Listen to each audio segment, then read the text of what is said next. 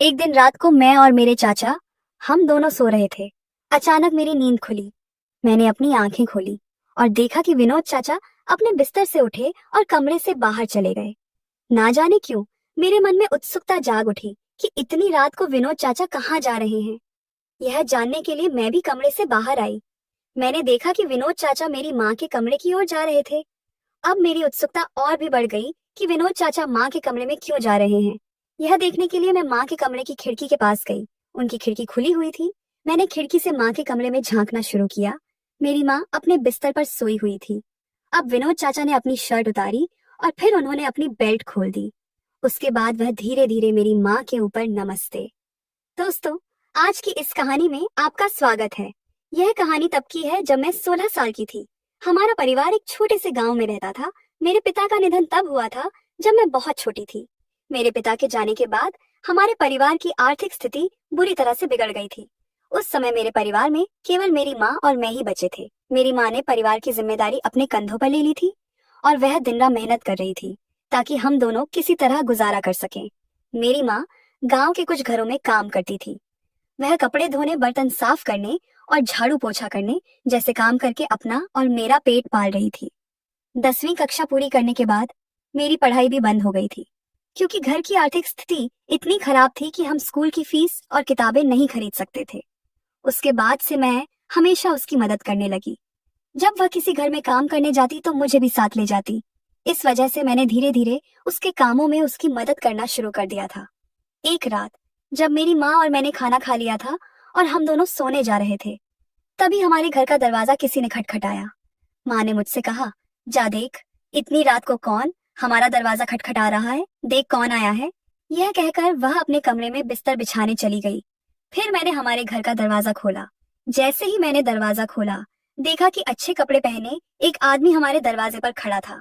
उसकी उम्र लगभग 35 साल के आसपास लग रही थी। क्या काम है? इतनी रात को हमारे घर का दरवाजा क्यों खटखटाया? मैंने थोड़ी नाराजगी से उस आदमी से पूछा। वह मुझे देखकर बहुत खुश हुआ और हंसते हुए बोला, प्रिया, हाँ मैं ही, आप कौन है? मैंने सवालिया नजरों से उसकी ओर देखा। इससे पहले कि मुझे कुछ समझ आता, अचानक उस आदमी ने मुझे उठाकर अपने कंधे पर बैठा लिया और खुश होकर कहने लगा, प्रिया, मैं तुम्हारा चाचा हूँ, तुम्हारे पिताजी का दोस्त, विनोद चाचा। विनोद चाचा की आवाज सुनकर मेरी माँ अपने कमरे से दौड़ते हुए बाहर आई और वह उनके सामने खड़ी होकर बोली, विनोद। अब मेरी माँ और विनोद चाचा एक दूसरे की ओर देख रहे थे। वे दोनों इतने खो गए थे एक दूसरे को देखते हुए कि जैसे उन्हें दुनिया की कोई सुध नहीं थी। लगभग 2-3 मिनट बीत गए, लेकिन वे दोनों एक दूसरे को निहारते ही रहे। तब मैंने ही कहा, माँ, यह कौन है? जैसे ही मैंने यह सवाल किया, मेरी आवाज सुनकर दोनों ही अपने होश में लौटे। फिर विनोद चाचा ने मुझे अपने कंधे से नीचे उतारा।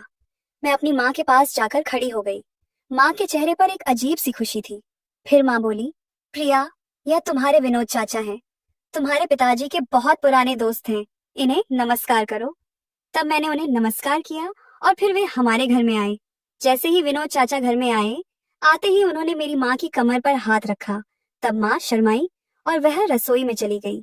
जब मैं रसोई में गई तो देखा कि माँ खाना बनाने की तैयारी कर रही थी। मुझे समझ नहीं आया कि हमने तो अभी अभी खाना खाया है, फिर माँ किसके लिए खाना बना रही है। मैं माँ के पास गई और उससे पूछा, अब तुम किसके लिए खाना बना रही हो? तुम्हारे विनोद चाचा के लिए। बेचारे बहुत लंबी यात्रा करके आए हैं, उन्हें भूख लगी होगी, माँ ने चिंता भरे स्वर में मुझसे कहा। मैंने कहा, अच्छा, पर तुम मुझे यह बताओ कि अगर ये मेरे पिताजी के पुराने दोस्त हैं तो फिर अब यहाँ क्यों आए हैं? माँ बोली, अरे ये भी इसी गांव के थे, ये यहीं रहते थे।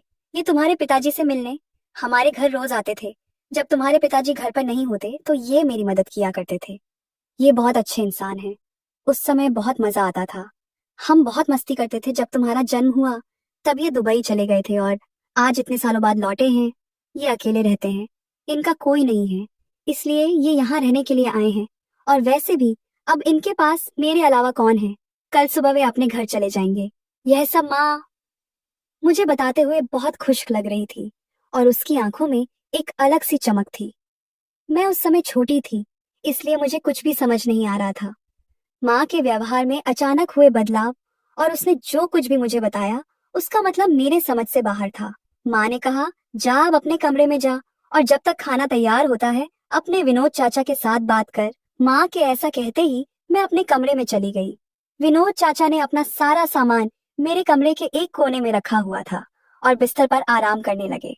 जब मैं उनके पास जाकर बैठी तो वे मुझसे बातें करने लगे। उसी दौरान मुझे उनकी बातों से पता चला कि उनका दुबई में एक बड़ा रेस्टोरेंट था। उन्होंने उस रेस्टोरेंट से बहुत पैसा कमाया था, लेकिन पिछले कुछ दिनों से उन्हें अपने गांव की बहुत याद आ रही थी। इसलिए उन्होंने अपना रेस्टोरेंट बेच दिया और गांव में स्थायी रूप से रहने के लिए वापस आ गए हैं। मैं उनकी बातों को ध्यान से सुन रही थी, लेकिन मेरे मन में कई सवाल उठ रहे थे। इतनी रात को उनका आना, माँ का अचानक इतना खुश हो जाना और उनकी आपस की बातें, ये सब मुझे थोड़ा अजीब लग रहा था। विनोद चाचा और माँ के बीच कोई गहरा रिश्ता था जो मुझसे छिपा हुआ था। हम बात कर ही रहे थे कि अचानक उन्होंने मुझसे कहा, तू मुझे विनोद चाचा मत कह, सिर्फ चाचा कह। अब जब मैं उनसे बात कर रही थी, कुछ देर बाद मेरी माँ विनोद चाचा को खाने के लिए बुलाने के लिए मेरे कमरे में आई और उन्हें खाने के लिए बुलाकर वह रसोई में चली गई। विनोद चाचा के साथ मैं भी रसोई में गई। फिर माँ ने उनके लिए थाली परोस दी। फिर विनोद चाचा ने भरपेट भोजन किया और फिर वहीं बैठते हुए एक बड़ी जमाई ली। और फिर मेरी माँ से पूछा, संगीता, तुमने मेरे लिए खाना बनाया? थक तो नहीं गई? माँ ने उनकी तरफ देखते हुए हल्की मुस्कान के साथ कहा, तब आपने मेरे लिए इतना किया था, मैं कब थकी थी जो अब कैसे थक जाऊंगी। उसके बाद विनोद चाचा हंसते हुए रसोई से बाहर चले गए। तभी माँ ने मुझसे कहा, अब तू अपने कमरे में जा और सो जा। विनोद चाचा भी तेरे ही कमरे में सोएंगे। मैं अपने कमरे में चली आई। मैंने बिस्तर बिछाया और अपने बिस्तर के पास ही विनोद चाचा का बिस्तर बिछाया। माँ ने कहा था कि वह मेरे कमरे में सोएंगे, लेकिन इस बात से मुझे थोड़ी असहजता महसूस हो रही थी। मैं चुपचाप अपने बिस्तर पर बैठी रही, सोच में डूबी हुई, जबकि विनोद चाचा धीरे धीरे कमरे में आए और अपने बिस्तर पर लेट गए। कमरे में सन्नाटा पसरा हुआ था और सिर्फ कदमों की धीमी आवाज सुनाई दे रही थी। मैं अपनी चादर को कसकर पकड़े हुए लेट गई, लेकिन नींद मुझसे कोसों दूर थी। अचानक विनोद चाचा ने चुप्पी तोड़ी। प्रिया, तुम बड़ी हो गई हो, लेकिन अब भी उतनी ही प्यारी लगती हो जितनी पहले थी। तुम्हारी माँ ने तुम्हें बहुत अच्छे से पाला है। उनकी यह बात सुनकर मैं थोड़ा चौंकी, लेकिन मैंने कोई प्रतिक्रिया नहीं दी। मेरे मन में असहजता बढ़ती जा रही थी। विनोद चाचा ने फिर से बात शुरू की। तुम्हें मुझसे डरने की जरूरत नहीं है प्रिया, हम सब परिवार हैं। यह सुनकर मेरा दिल और भी तेजी से धड़कने लगा। मुझे समझ नहीं आ रहा था कि वे क्या कहना चाह रहे थे, लेकिन उनके शब्दों में एक अजीब सा मतलब छिपा हुआ था। मैं चुपचाप लेटी रही, लेकिन मन में डर बढ़ता जा रहा था। विनोद चाचा अब अपने बिस्तर पर लेट चुके थे, लेकिन उनकी हरकतें और बातें मेरे मन में शक पैदा कर रही थी।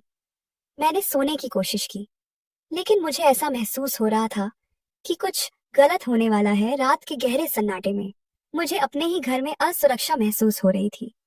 करीब 10 से 15 मिनट बाद विनोद चाचा उठे और उन्होंने कमरे का दरवाजा बंद किया। फिर उन्होंने कमरे की लाइट बंद की और अपने बिस्तर पर लेट गए। मुझे तुरंत नींद आ गई।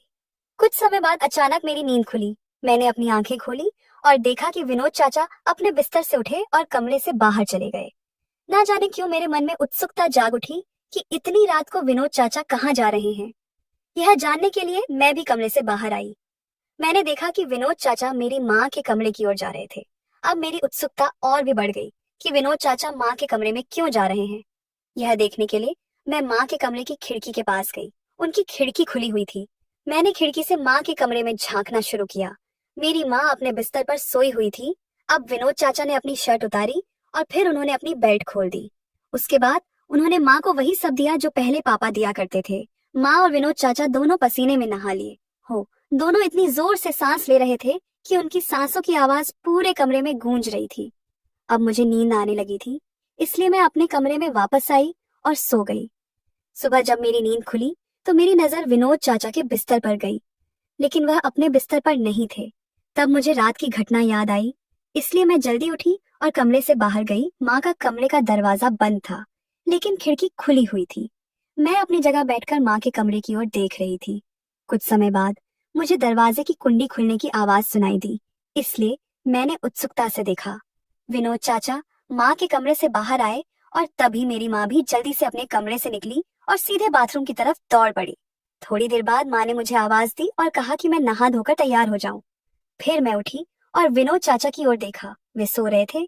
मैं बाथरूम में गई, नहाकर तैयार हो गई और फिर बाहर आ गई। जब मैं रसोई में गई तो मैंने देखा कि माँ खाना बना रही थी, लेकिन वे बहुत खुश लग रही थी। आज पहली बार उनके चेहरे पर ताजगी और एक अलग ही जोश था। मैंने भी उनकी मदद की। खाना बन जाने के बाद माँ ने विनोद चाचा को बुलाया और फिर हम तीनों ने खाना खाया। जब हम तीनों खाना खा रहे थे, माँ उन्हें देखकर शर्मा रही थी और हल्की मुस्कान के साथ हंस रही थी और वे भी उन्हें देखकर मुस्कुरा रहे थे। हम तीनों के खाना खाने के बाद मैं और माँ गांव में काम करने चले गए और विनोद चाचा अपने घर लौट गए। रात में मैंने और माँ ने खाना खाया। जब हमारा खाना खत्म हो गया तो मैं अपने कमरे में जाकर सो गई। उस रात मुझे वॉशरूम जाने की वजह से नींद खुली और मैं उठकर बाथरूम में चली गई। बाथरूम से लौटते समय मैंने अपनी माँ के कमरे से बातचीत की। आवाज सुनी तब मेरा ध्यान माँ के कमरे की ओर गया। उनके कमरे का दरवाजा बंद था, लेकिन कमरे में बत्ती जल रही थी। मुझे आश्चर्य हुआ कि इतनी रात में माँ किससे बात कर रही थी और उनके कमरे की बत्ती क्यों जल रही थी। यह जानने के लिए मैं उनके कमरे की खिड़की के पास गई और अंदर झांकने लगी। माँ बोल रही थी, अरे कितना समय हो गया, मैं कब से आपका इंतजार कर रही हूँ। विनोद चाचा बोले, अरे मैं गांव में अपना रेस्टोरेंट की दुकान खोलने वाला हूँ, इसलिए मैं गांव में एक जगह देख रहा था, लेकिन उस जगह का मालिक दूसरे गांव में रहता है, इसलिए मुझे उससे मिलने दूसरे गांव जाना पड़ा। एक बार जब हमारी दुकान खुल जाएगी तो तुम्हें कभी किसी के घर काम करने की जरूरत नहीं पड़ेगी। माँ ने कहा, आप गांव में रेस्टोरेंट खोलकर अपनी इच्छा पूरी कर लेंगे, लेकिन अभी आप मेरी इच्छा पूरी कीजिए।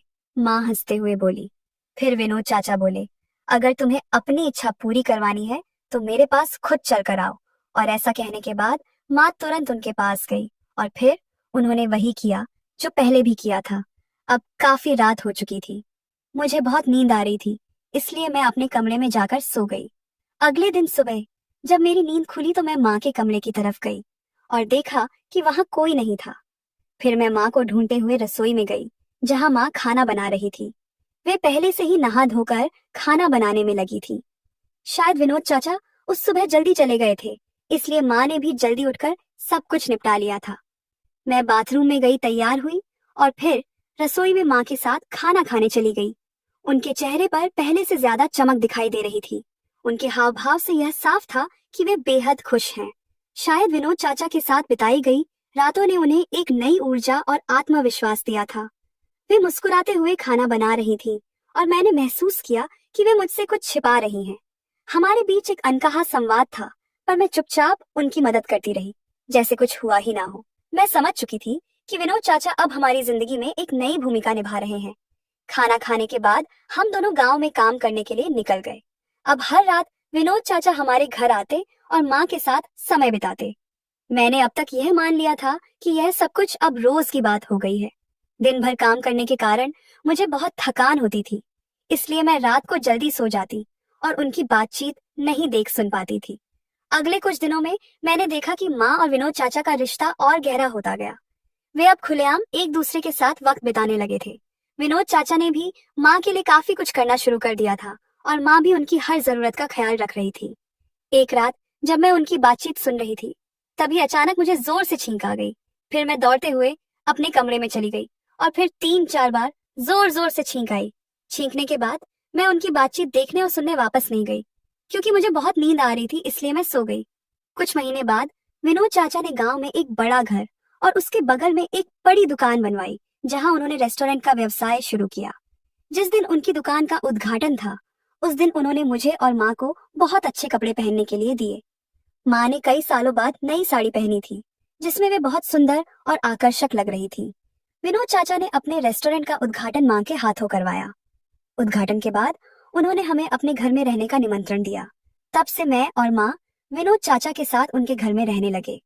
अब माँ विनोद चाचा को अपना पति मानती थी और उसी तरह व्यवहार भी करती थी। हर सुबह, दोपहर, शाम जब भी उन्हें समय मिलता, माँ और विनोद चाचा खुशी से एक दूसरे के साथ समय बिताते। जब मेरी उम्र शादी की हो गई तो विनोद चाचा ने मेरी शादी अपनी बहन के बेटे से करा दी, लेकिन शादी के बाद भी उन्होंने मुझे और मेरे पति को अपने पास ही रखा, क्योंकि उनके कोई बच्चे नहीं थे। इसीलिए उन्होंने मेरे पति को ही अपना बेटा मान लिया था। अब हमारे पास अच्छा जीवन और सभी सुख सुविधाएं थी, और यह सब मेरी माँ और विनोद चाचा की कृपा थी। मेरी शादी विनोद चाचा ने अपनी बहन के बेटे आदित्य से धूमधाम से करा दी। शादी के कुछ दिन बाद जब घर की जिंदगी धीरे धीरे सामान्य होने लगी, तो एक दिन विनोद चाचा और मेरी माँ ने मुझे और आदित्य को बैठाकर एक खास बात बताई। विनोद चाचा ने कहा, बेटी, तुम्हारी माँ और मैंने बहुत सोच समझकर एक फैसला लिया है। हमने तय किया है कि अब समय आ गया है कि हम भी अपने रिश्ते को एक नाम दें। यह सुनकर मैं और आदित्य थोड़ा चौंक गए। विनोद चाचा ने आगे कहा, तुम्हारी माँ संगीता और मैं जल्द ही शादी करने जा रहे हैं। हम दोनों ने एक दूसरे का हमेशा साथ दिया है और अब हम चाहते हैं कि समाज भी हमारे रिश्ते को माने। माँ की आंखों में एक चमक थी और विनोद चाचा के चेहरे पर एक सुकून भरी मुस्कान। यह फैसला हमें चौंकाने वाला जरूर था, लेकिन कहीं ना कहीं मैंने माँ की आंखों में सच्ची खुशी देखी। विनोद चाचा और माँ की शादी की बात सुनकर मुझे महसूस हुआ कि अब हमारा परिवार पूरा हो चुका है। कुछ दिनों बाद विनोद चाचा और माँ ने बहुत सादगी से शादी की, जिसमें सिर्फ परिवार और कुछ करीबी रिश्तेदार शामिल थे। इस शादी के बाद हमारे रिश्ते और मजबूत हो गए और हमारे घर में एक नई शुरुआत का माहौल बन गया। समय बीतता गया और विनोद चाचा का रेस्टोरेंट का व्यापार फलने फूलने लगा। माँ विनोद चाचा के साथ बेहद खुश थी और वे दोनों एक दूसरे का साथ पूरी तरह निभा रहे थे। तो दोस्तों, अगर आपको ये कहानी पसंद आई हो तो वीडियो को लाइक करें और चैनल को